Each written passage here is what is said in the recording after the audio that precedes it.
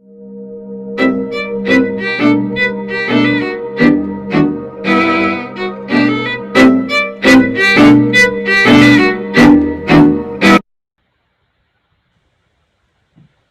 afternoon, everyone, and welcome to Behind the Stage. It is our latest digital series where we get up close and personal with a very small but highly proficient and formidable team. We have a very small amount of staff members here at Chopper Complex, and over the next few weeks, myself, along with my boss and co host, Mr. John Arnold, you would be given an all access pass to everything SBC, as we fondly call it. This morning, well, this afternoon, I should say, we have a very first guest, Mr. Fabien Smart. He's our technical coordinator. He's responsible for everything related to stage, sound, lighting, and the works. Mr. Arnold, Fabien, good afternoon and welcome. Yeah, good evening, Ricia. Yeah, Fabien, what's up? Good. Good. Yeah, I think what we can start with, Fabian, is basically when we talk about the technical coordinator. I think it would be good if you just outline, for example, when we have our event meeting, one of the first things we do with a client, anybody who's having an event, is that we call them into a meeting. And obviously, we do ask some serious questions because the major success of any event are all those technical details. But I think a lot of people don't realize what it entails to prepare to execute an event of quality at Shore Park. So I think it would be nice to start us off there. Okay. Um, well, as you did point out, one of the first things as a client coming to Shore Park, you would have to do is you would have to sit with the management team and work out your schedules and stuff. And part of that schedule is your technical meeting. Now, there are a lot of stuff that happens in the background that affects productions. Now, the best way to really have a successful production is to really execute good communication. If we at the Yeah. facility do not know what your expectations are, it's pretty difficult to deliver on them. So what we ask are for the clients to come in and give us a detailed run through of the production and the type of technical support you require throughout the production, right? Now, this would entail, your light, your soundscape, your lighting plots, your production schedule in terms of your rehearsals, your tech rehearsals, scene changes, and that type of stuff. Now, this really impacts communicating this successfully. Really impacts on the quality of service the facility can offer, because if we are not sure, if there's uncertainty on what your expectations are, or even more so what you're doing, it's really difficult for us to really cater for those needs. So as the technical coordinator, I am one of my responsibilities is to ensure that that communication happens and that Right. there is clarity in terms of what the facility can offer the client and what the expectation of the client is from the facility. So once Yeah, we, but one of the things, Fabian, and I think you know that too, haven't we met clients who don't even have an idea of what they really want on the technical side? And we have had to kind of literally start from scratch and literally let clients know, well, based on this, you need this kind of microphone you need to use. I mean, talk about that because I think that's really, really key. well, from my experience in working throughout our Twin Island state, in all the facilities like ours, when we get to that point where we have that interaction with the clients, most of the time, the first thing you would encounter is that the client doesn't have a clear idea or any idea at all in terms of what is possible from the facility side, what the facility can do to uplift your production. We often meet people at different levels of development in terms of your technical skills and your production skills. So sometimes we have a lot of clients who not don't even know that a technical meeting is required, far less for why we would need details on things like blocking and microphone placements and lighting cues and how we actually program these things before the event. So on the day of the event, what you're seeing is a recorded show. All the technical details have been recorded and now are being played back. And you're required to remain basically within the shape that was designed during your rehearsals and stuff. So a lot of clients come in and because they don't have a really deep production background, they don't have the requisite Yeah, yeah, experience, right? That would say, well, okay, at this stage in your production, this is what is important to focus on, right?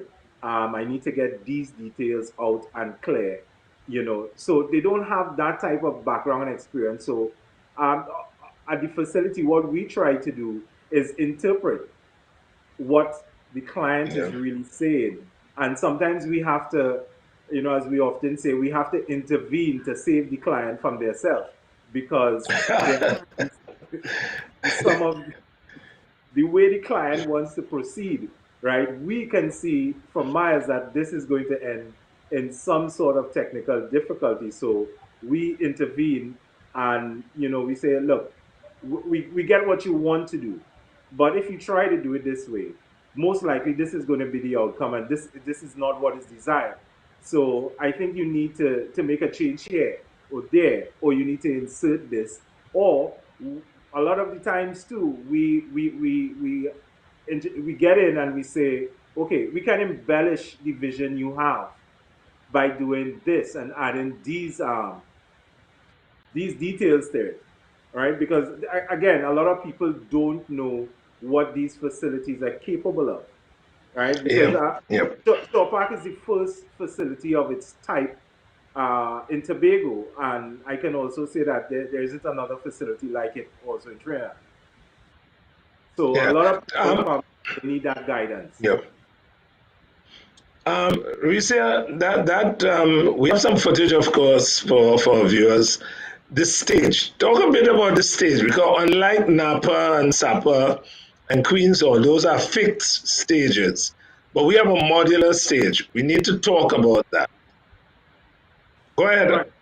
And I think this footage here, this is there's a piece in the footage there where you would see there's a part of the stage that is missing, right? There's a small block there. Now, as you said, it is a modular stage, and this is where the facility distinguishes itself from other facilities, where we are extremely flexible in terms of the types of stage we can offer the clients, the setup of the stage itself in Yeah, terms of your height, your shape, correct.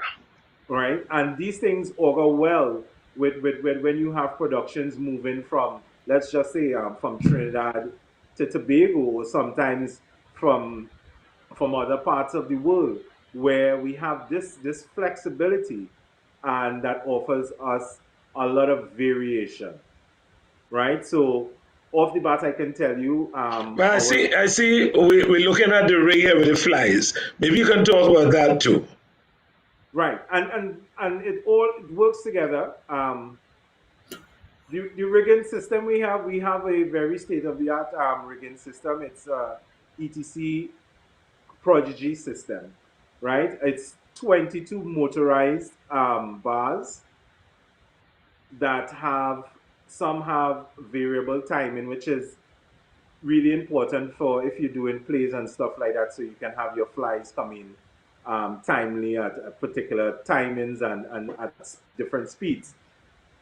So it all works well together because together now you have the options of creating visual effects, right? Correct. You can change your set and have it move extremely quietly and smoothly in and out. So there are lots of things that you won't want to actually have to stop your production to make a set change. So what the rigging system and Showpack offers you? It offers you the opportunity to program your set changes, right? And it gives you a lot of flexibility with that as well in terms of the speed, the variable speed motors that allow you to bring it in at different times. And Right. Right. talking about this, one of the productions that really jumps out at me is the FCB annual. Um, I think it was the Well, 50th that was annual. not annual. That was Yeah, actually it was an the special show. Yeah. But I hear you. Yeah. The 20th. Yeah. I can't remember that which that anniversary. production. I think Yeah. out of all the productions we had at Showpack, that production challenged us technically the most because it used the full capabilities of the technical systems at Showpack, lighting, audio, rigging, and it was Yeah. all Yeah. used, and it was used, like a symphony to really give you that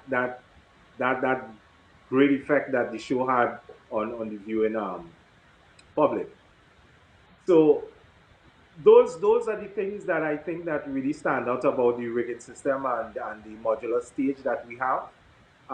There are different types of stages in theater, as we would know, and having a modular setup allows you the flexibility to recreate a lot of them, right? Good Like your point. museum, Mm-hmm. your theater in the round. I mean, we have done that with Signal Hill. We have had some concerts where have only utilized the production floor, and because of the flexibility of the stage, we were able to drop the stage to that level, that perfect level where the audience would have been able to really connect with the performance, and it gave a very intimate feel to the event. So those are some of the benefits that we achieve from having a modular stage. Nice. I know Ricia had, when we were talking pre-show, Ricia had a comment that she made, which I think is fitting, something about the challenges, if I'm not wrong. Ricia? Yeah, just about challenges that you'll tend to encounter with clients and how they can mitigate that. I believe that you alluded to a bit of it previously, Mm-hmm. talking about the fact that a lot of times clients don't necessarily have the knowledge about what is possible or even what they want. But I know that even you were talking about, for example, someone would say that they want a spotlight in this spot at this time, and then when they do the actual performance, it's something completely different from what they rehearsed and things of that nature. Okay, yes, I can comment on that, but I'll go a little further to really complement, to really comment on what really affects that. Now, again, because Tobago being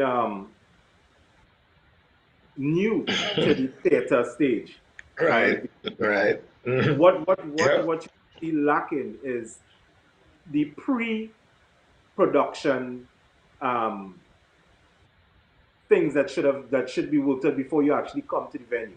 So a lot of times we find when clients come to the venue, they don't really have the information that is required, right, from the facility side to really make the production the production that they have envisioned. And a lot of Yeah, that is yeah, because they don't have the experience and they don't like simple things like production meetings.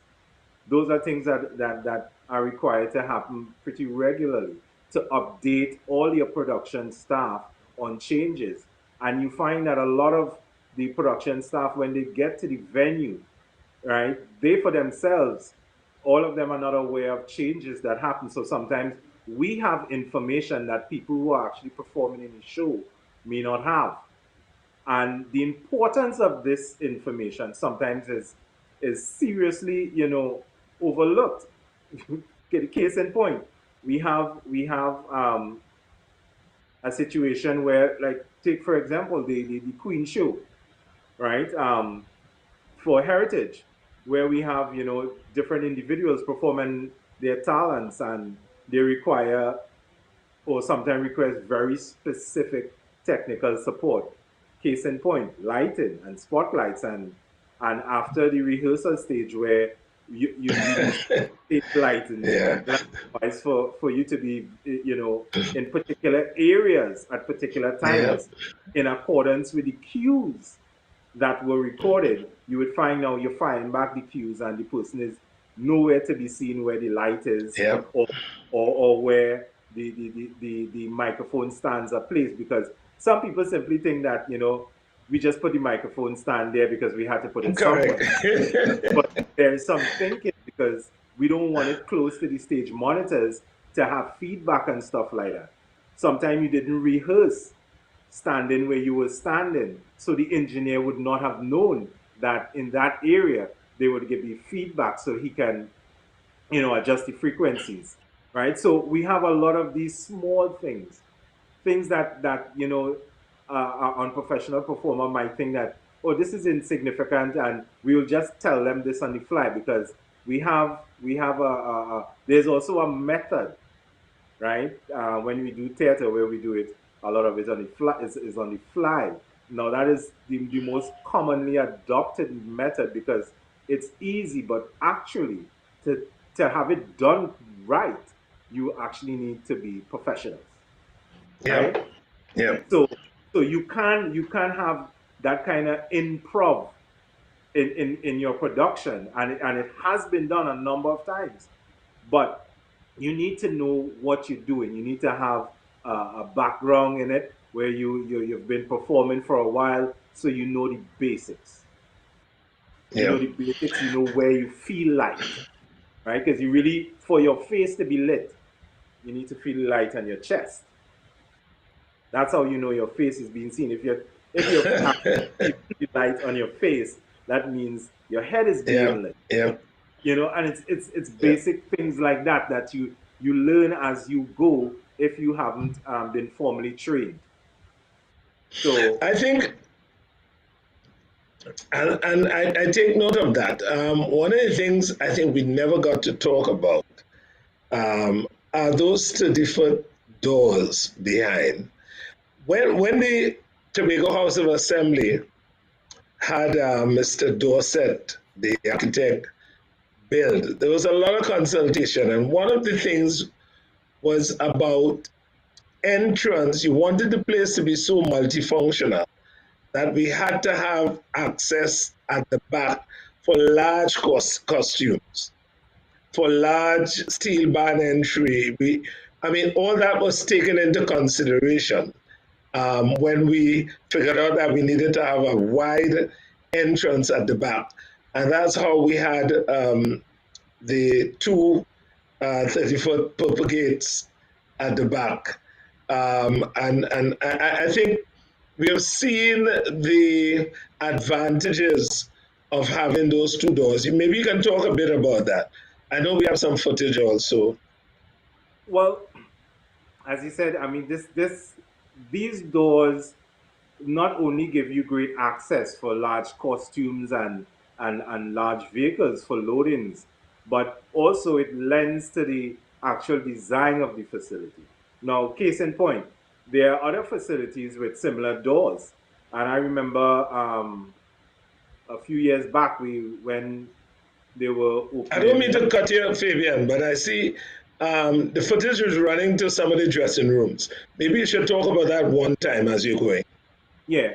And what we had is, we had, oversized costumes coming into Napa. And what I found out, even though they had the large doors, when you got into the door, you still had to dismantle the costume, because the room you entered in was too small. So the setup at Shaw Park is where you come directly into the backstage area from through these loading doors. Now, as you can see, we have, you know, dressing rooms on the screen right now.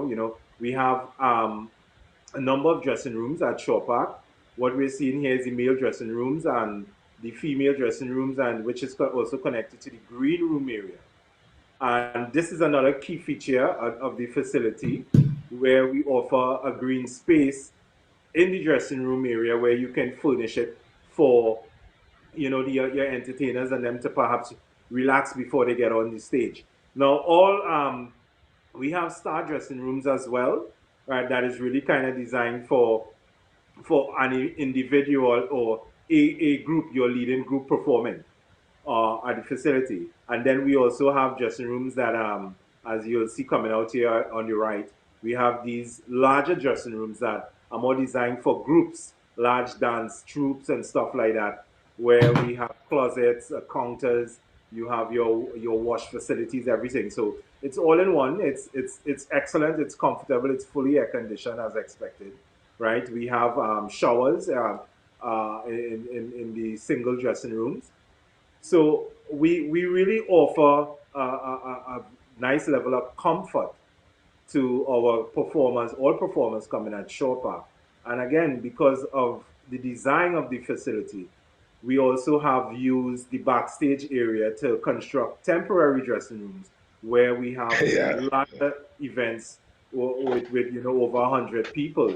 So the facility is extremely flexible. Here we're seeing one of the star dressing rooms.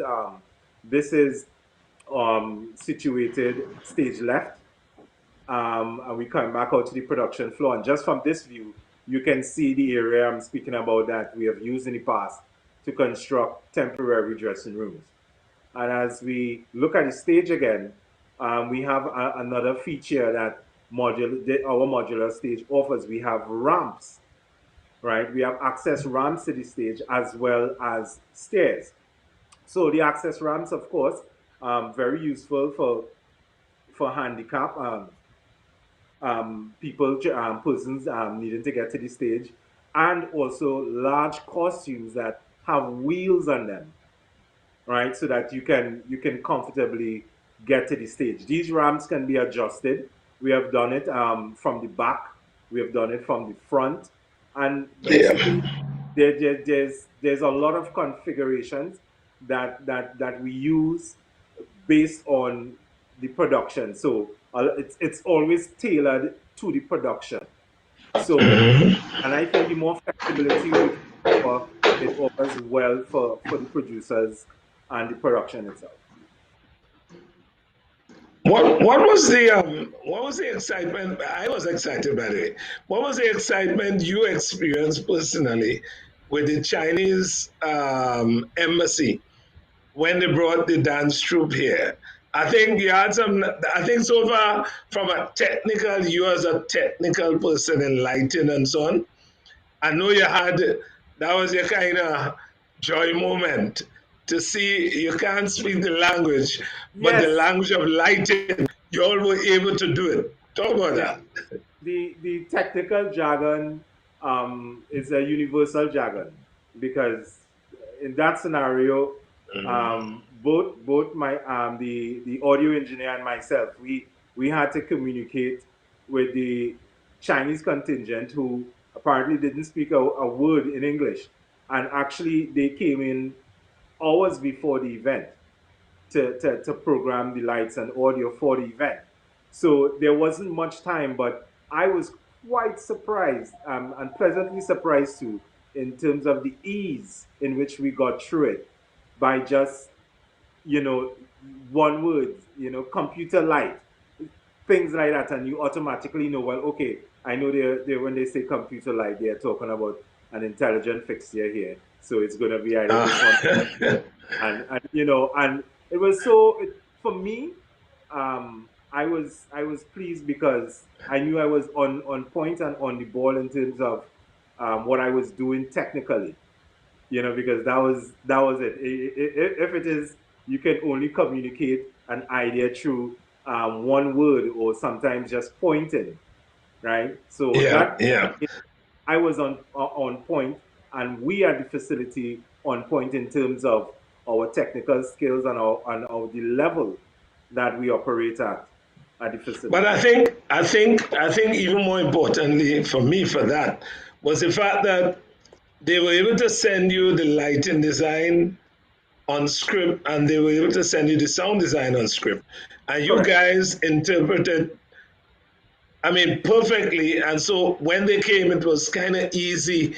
And I mean, you almost wish all events could have that level of operation. And we in the past have tried to stress the importance of the documents, the supporting documents for your production. A lot of people are under the impression that it's really magic, apparently, right? But in the professional world, there's a lot of documents, supporting documents that come with your production, and even from just the artist perspective, where you present writers, right? A lot of this information is part of the writer. So, I mean, I can count the times that performers have visited the venue with writers. So that in Right, itself, right, right. it, Yeah. it, it really, Yeah, I really, know. we Yeah, know we that's go. I have faith that we're going to get there at some point in time. The more the facilities used, the more the local groups come into the facility and engage the facility, not just during production periods, but I think it's more useful to engage the facility out of production, where mhm. you're not under any pressure, and you can really see, Yeah. how it's supposed to done, and you can be done, and you can get the information and work on your production skills, so that the next time you come back, you come in a stronger position, and you come more informed.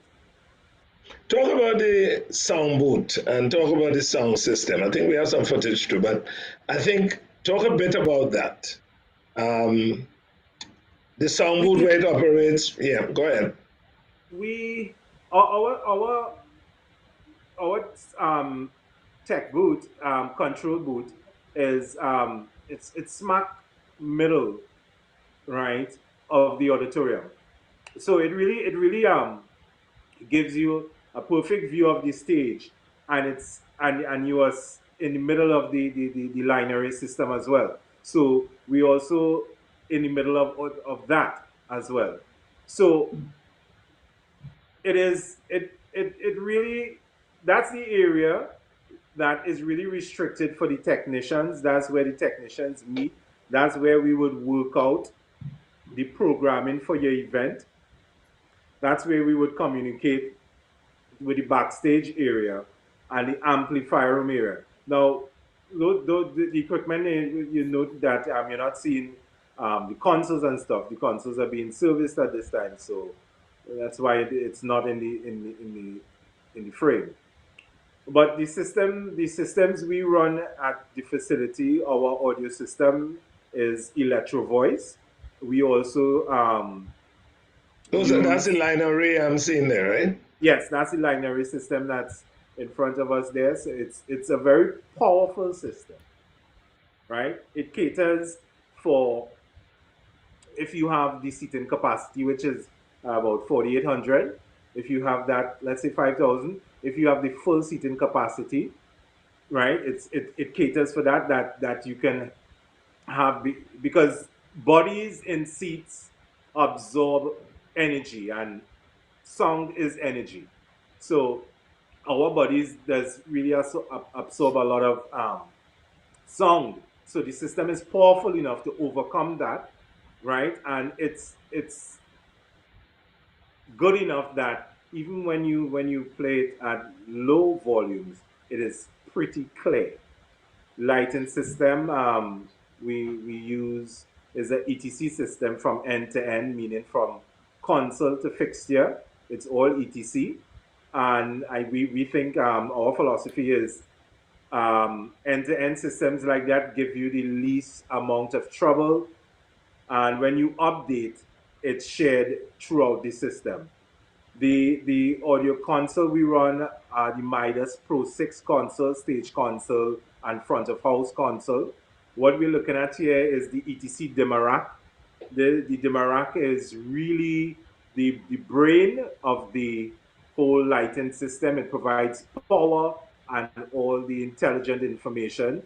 These are the amplifier racks we are looking at here now, all electro voice. We have Bose DSPs. We installed Bose DSPs into the system, so we could have a more fine-tuned sound, because there were some issues initially. But installing those DSPs, those sound processors, we have been able to overcome those issues. So what we're looking at here now is the power supply. All right, so they would have step-down generators, all right, to supply separate feeds to the lighting system and to the audio system. So that room is it's actually in the auditorium, our amplifier room. The access state is in the auditorium, which works good for us because we have a small staff and it's a big facility, and you need to sometimes you really need to Yeah, locate it yeah. really quick. So have it right there, in view of the audio booth or the control booth is works really good for us. So it helps in terms of the number of staff we have in terms of getting around and monitoring and making quick changes. Yeah, well, I think and this is a control for the rigging, right? Yes, so this is what we're looking at here is the control for the Prodigy rigging system. It's a touchscreen digital panel that basically allows us to not just control the motors, which are connected to the bars, which gives Right, us right. lighting, our cyclorama, everything concerning the stage that is being hung above the stage. This is what controls it. So it gives us How the many ability. flies we have right now? We have 22 bars Good. at the facility, 22 motorized bars, right? That we use for from the front of curtain to your cyclorama to the back, all the stage legs, lighting bars, and scenery bars. We have designated bars to set and scenery, right? Those bars are variable speed, and this console here allows us to program, right, cues so that you wouldn't have to punch in every single bar when you actually want to bring it in during a show, because that is time consuming, and you may not get it right. So we can program all of that in advance and fire it off as a cue, which it's a very desirable position to be in, to have this type of system in your facility. Yeah, yeah. Ricia, Mr. Arnold. how are you? I am okay just listening. I think that definitely moving forward as it relates to us marketing the facility, it's definitely to promote that groups can come in before even organizing their production to have consultations about what is possible so that when it's that they do have to book and utilize a facility, they know what is available. They'll be familiar with our team and, be able to speak the language, so to say, and provide sufficient documentation to make things smoothly. Yeah, I Because think that yeah, go ahead, Fabian. Go ahead, you go ahead. it's in the benefit of the client if they can come in during the creative period of the production where you're making those decisions and stuff, because and I think it's critical at that point in time to understand what you can actually get out of the facility. One of the Yeah, reasons that yeah, the FCB show was so successful, right? Not in just execution, but how it was received from the audience, because the show was actually built in at the facility, yeah, right? The show was yeah. designed Every piece, every piece. Yeah, so we yeah, knew in advance exactly how it was going to look and play out, right? So yeah, that yeah. I think that if you I can come think that period, it will be fine. I want to use the opportunity here for those who are looking and so on, because I think it's critical. It would be the process. It's a very simple one. An email comes to shoppercomplex at Gmail, and that email is gets a response, and the response basically outlines, well, we will need to meet, because I always tell people every event at Showpark is customized. I've never seen any event run like another. They are all customized. And for that, because they demand different elements and features, that's why the pre event meetings are critical. And so I want to encourage people, when you make your application, you make the application, one of the first responses you get It's an acknowledgement of the date and the time that you want to have your event, but then comes the meeting. And that meeting is critical to meet with the management team. And if we get that, that becomes really the pathway to a very successful event. So I want to thank you very much there for that, Fabian. I think we covered a number of areas today that impact on the technical aspect of a show. I think later on when we talk to the stage hands, we can probably go a little more nitty gritty with microphones and types of microphones and um, monitors, in air monitors and monitors on stage, and we can go and talk about those elements. But I think you've done a wonderful job in letting us know all these technical areas that I think anybody viewing could certainly learn about Chopin. And again, these are the things we really want everybody to know. Ricia, your closing comments? Thank you so much, Fabian, for joining with us. I definitely learned quite a lot. Definitely, in terms of what it is that I am doing any marketing campaigns, it would definitely be to offer free consultations, whether it is that groups want to come in and talk and speak with you and the stagehands one on one to get that insight, to get that information that is really integral for the success of their event and for us at Showback. So thank you so much. I know that the next episode that we're looking to have the audio engineer and then the stagehands, we're looking to cover the entire technical department in the first 3 weeks. That should be very, very exciting. Thank you so much again, Fabian, for an exciting first show. Thank you to our viewers for watching. If it is that you Behind need the to get scene. more information about Chopin Complex, whether you want to book, whether you're interested in knowing more about our facility and what we have to offer, you could shoot an email to shoppercomplex@gmail.com. You could follow us on Facebook, Instagram, and YouTube. All our handles are at Chopin Complex. Thank you so much for tuning in to Behind the Stage. You could join us next week and over the next couple of weeks as we give you an all access pass to our facility. Have a great afternoon. All right.